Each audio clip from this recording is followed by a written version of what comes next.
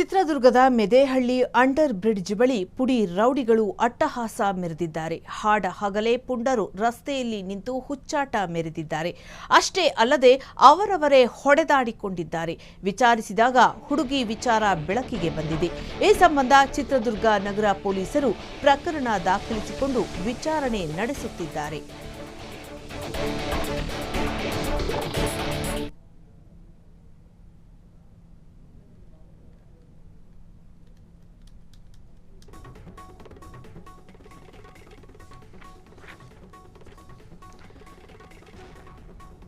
ಚಿತ್ರದುರ್ಗದಲ್ಲೇ ಹಾಡು ಹಗಲೇ ಪುಡಿ ರೌಡಿಗಳು ಅಟ್ಟಹಾಸವನ್ನ ಮೆರೆದಿದ್ದಾರೆ ಅಂತಾನೆ ಹೇಳಬಹುದು. ಜೊತೆಗೆ ಇವರು ಪರಸ್ಪರ ಅವರವರೇ ಅಂದರೆ ಮೋಸ್ಟ್ಲಿ ಸ್ನೇಹಿತರಿರಬಹುದು, ಸೊ ಅವರವರೇ ಹೊಡೆದಾಡ್ಕೊಂಡಿದ್ದಾರೆ ಅಂತ ಹೇಳಲಾಗ್ತಾ ಇದೆ. ಈ ಒಂದು ಘಟನೆ ನಡೆದಿರೋದು ಚಿತ್ರದುರ್ಗ ಠಾಣಾ ವ್ಯಾಪ್ತಿಯಲ್ಲಿ.